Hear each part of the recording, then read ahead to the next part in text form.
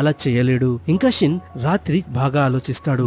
నేను చంపకపోతే తనని ఎవరైనా చంపేస్తారు, అదేదో నేనే చంపేస్తే పోలా. ఇంకా నెక్స్ట్ డే షిన్ ఆ షాప్ దగ్గరికి వచ్చేస్తాడు. ఇంకా సాకామోటో వైఫ్ తనని గుర్తుపడుతుంది. ఇంకా తను అంటుంది, హే నువ్వు నిన్న కూడా వచ్చావు కదా. కానీ షిన్ తనకి ఎలాంటి జవాబు ఇవ్వడు. ఇంకా తన గన్ కి సైలెన్సర్ పెట్టేసుకుని ఆ స్టోర్ లోపలికి వెళ్ళిపోతాడు. ఇంకా షిన్ సాకామోటోతో అంటాడు, నేను ఈ రోజే టౌన్ వదిలేసి వెళ్ళిపోతున్నా, అందుకే మిమ్మల్ని గుడ్ బై చెప్పడానికి వచ్చా. ఇంకా అలాగే తను సాకామోటో పైన ఫైర్ చేసేస్తాడు. కానీ సాకామోటో తన నోట్లో ఉన్న క్యాండీని గట్టిగా ఊస్తాడు. అది నేరుగా బుల్లెట్ కి తగిలి ఆ బుల్లెట్ డైరెక్షన్ ని మార్చేస్తుంది. ఇంకా సాకామోటో తన పైన ఒక ఐస్ క్రీమ్ ని విసిరేసి అక్కడి నుంచి మాయమైపోతాడు. ఇంకా షిన్ తన మైండ్ ని కూడా రీడ్ చేయలేకపోతా ఉంటాడు. ఇంకా ఎలాగైతే తను డిస్ట్రాక్ట్ అవుతాడో సాకామోటో తన వెనకాలకు వచ్చేసి తన కాల్తో షిన్ ముఖం పైన కొడతాడు. దాంతో తను ఎగిరి దూరం వెళ్లి పడతాడు. ఇంకా షిన్ అనుకుంటాడు, అసలు నేను తనతో ఫైట్ చేయగలను ఎలా అనుకున్నారా బాబు. ఇంకా ఎలాగైతే షిన్ కి స్పృహ వస్తుందో తను సాకామోటో ఇంట్లోనే ఉంటాడు. అది